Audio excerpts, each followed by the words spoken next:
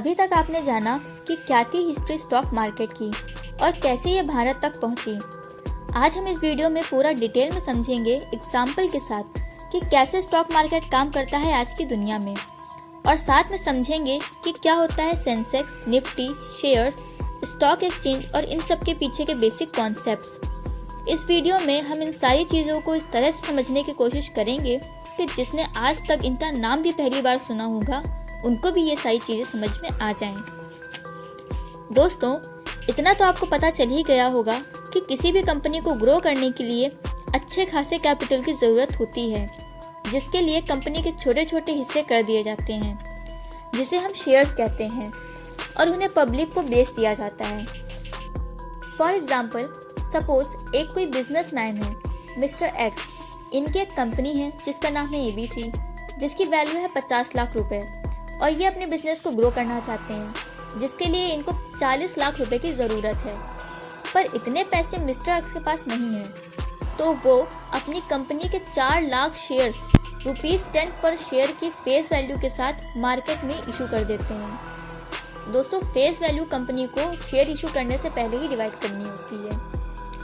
अब जो पब्लिक है वो कंपनी एबीसी के शेयर्स खरीदेगी और मिस्टर एक्स को मिल जाएंगे 40 लाख रुपए बिजनेस की ग्रोथ के लिए, और जो शेयर होल्डर्स हैं यानी कि पब्लिक, उन्हें मिल जाएगी कंपनी की हिस्सेदारी।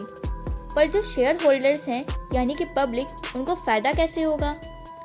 अगर आप ऐसा सोच रहे हैं कि कंपनी उन्हें प्रॉफिट देगी तो आप गलत हैं। ऐसा कुछ नहीं होता, जो कि आप आगे वीडियो में समझेंगे। दोस्तों, जब एक पर्सन किसी कंपनी के शेयर्स खरीदता है तो उसमें कोई एक खास लिमिट नहीं होती है। आप एक छोटी अमाउंट से भी शेयर खरीद सकते हैं, लाइक 200-500 रुपये, और करोड़ों तक भी जाती है वो। उसी हिसाब से कंपनी के जो ओनरशिप राइट्स हैं और जो अदर वोटिंग राइट्स होते हैं वो शेयर होल्डर्स को मिलते हैं उनके शेयर प्रोपोर्शन के हिसाब से। आइए एक एग्जांपल से समझते हैं कि जो कंपनी का छोटा सा हिस्सा यानी शेयर खरीदते हैं उनको कैसे प्रॉफिट मिलता है। तो दोस्तों, फिर से कंपनी एबीसी का एग्जांपल लेते हैं। मान लीजिए इसने इशू किए हैं अपनी कंपनी के 4 लाख शेयर्स फेस वैल्यू 10 रुपये पर शेयर के हिसाब से 40 लाख रुपए के लिए, और एक मिस्टर जी हैं जिन्होंने उस कंपनी के 1000 शेयर्स खरीद लिए हैं 10 रुपये के हिसाब से 10,000 रुपये में। अब मान लीजिए कि कंपनी को अगले 1 महीने में अच्छा प्रॉफिट हुआ, तो कंपनी उसमें से उनको प्रॉफिट नहीं देगी, बल्कि दोस्तों जब कंपनी को प्रॉफिट होता है तो उसकी जो मार्केट वैल्यू होती है फेस वैल्यू से बढ़ जाती है। सपोज जो फेस वैल्यू 10 रुपये थी उसकी वैल्यू बढ़कर अब 11 हो जाएगी। तो जहाँ पे मिस्टर जी ने उसको 10 रुपये में खरीदा था तो उसकी मार्केट वैल्यू अब 11 रुपये हो गई है। अब अगर वो उसे 11 रुपये में बेचना चाहें तो उन्हें 1000 रुपये का प्रॉफिट हो जाएगा। अब मान लीजिए कि अगर कंपनी को लॉस हो गया तो जो मार्केट वैल्यू है वो कम हो जाएगी, और अगर मिस्टर जी इसको कम वैल्यू में बेच देते हैं तो उनको प्रॉफिट की जगह लॉस हो जाएगा। तो इस तरह से दोस्तों प्रॉफिट और लॉस का सिस्टम इस पूरे शेयर मार्केट में काम करता है। पर यहाँ पर ध्यान रखने वाली बात यह है दोस्तों कि एक कंपनी के हर शेयर की वैल्यू इक्वल होती है। अब ये कंपनी के ऊपर है कि वो अपने कितने शेयर्स बनाएं। 1 लाख वैल्यू है अगर टोटल कंपनी की, तो वो 1 रुपए के 1 लाख शेयर भी बना सकती है, या फिर 50 पैसे के 2 लाख शेयर भी बना सकती है। और वैसे दोस्तों, जब कंपनीज अपने शेयर्स स्टॉक मार्केट में बेचती हैं तो वो कभी भी 100% शेयर नहीं बेचती है। जो एक ओनर होता है वो हमेशा मेजॉरिटी ऑफ द शेयर्स तो रखता ही है, ताकि उसकी डिसीजन मेकिंग पावर रहे। अगर आप सारे ही शेयर्स बेच देंगे तो जितने लोगों ने शेयर्स खरीदे हैं सब ओनर्स बन जाएंगे उस कंपनी के, तो वो सब डिसीजंस ले सकते हैं उस कंपनी के लिए। जिस इंसान के पास 50% से ज़्यादा शेयर्स रहेंगे उसी के पास ओनरशिप रहेगी और वही डिसीजन ले पाएगा उस कंपनी के लिए। तो इसीलिए जो फाउंडर्स होते हैं कंपनी के वो प्रेफर करते हैं कि 50% से ज़्यादा शेयर तो उनके पास ही रहें। जैसे फेसबुक के फाउंडर मार्क जकरबर्ग के पास करीब 60% शेयर्स फेसबुक के हैं। आइए अब जानते हैं क्या है स्टॉक एक्सचेंज। स्टॉक एक्सचेंज वो जगह है, वो बिल्डिंग है जहाँ पर लोग कंपनीज के शेयर्स को खरीदते हैं, बेचते हैं।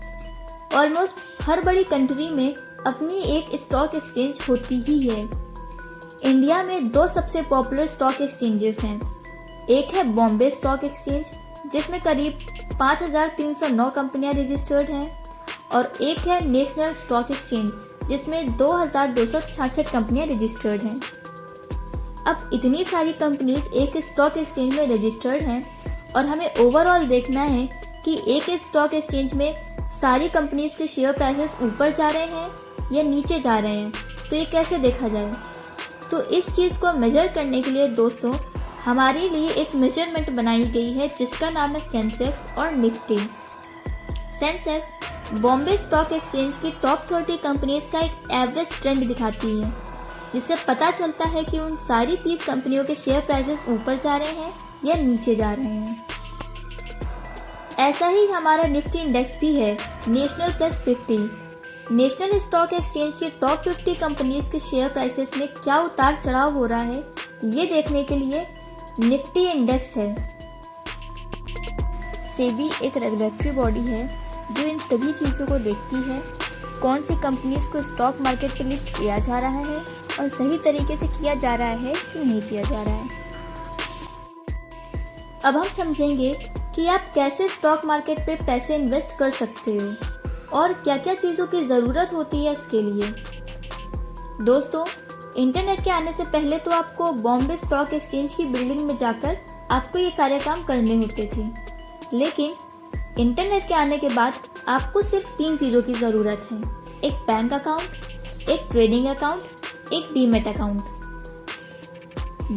बैंक अकाउंट इसलिए क्योंकि आपको आपके पैसे की ज़रूरत होगी, ट्रेडिंग अकाउंट इसलिए ताकि आप ट्रेड कर सकें और पैसे इन्वेस्ट कर सकें किसी कंपनी में, और डीमैट अकाउंट इसलिए होता है दोस्तों ताकि स्टॉक्स जो आप खरीद रहे हैं उसे डिजिटल फॉर्म में स्टोर कर सकें अपने पास। दोस्तों, हम जैसे लोगों को कहेंगे रिटेल इन्वेस्टर्स, यानी आम लोग जो इन्वेस्ट करना चाहते हैं स्टॉक मार्केट में, तो रिटेल इन्वेस्टर को हमेशा एक ब्रोकर की ज़रूरत होती है। ब्रोकर वो इंसान होता है जो बायर और सेलर को मिलाता है। अब हमारे लिए ब्रोकर हमारा बैंक भी हो सकता है या कोई थर्ड पार्टी ऐप भी हो सकती है या फिर कोई प्लेटफॉर्म भी हो सकता है। अब आप ब्रोकर के थ्रू पैसे लगाते हैं स्टॉक मार्केट में, तो ये ब्रोकर अपना कुछ % कमीशन भी रखते हैं, जिसे हम ब्रोकरेज रेट कहते हैं। दोस्तों, अब हम अगले वीडियो में जानेंगे कि कंपनीज रजिस्टर्ड कैसे करवाती हैं अपने आप को NSE या BSE में, और क्या क्या चीज़ों की रिक्वायरमेंट्स होती है किसी कंपनी को शेयर मार्केट में आने के लिए। अगर आपको ये पूरा प्रोसेस समझ में आया हो तो हमारे वीडियो को लाइक और चैनल को सब्सक्राइब करना ना भूलें।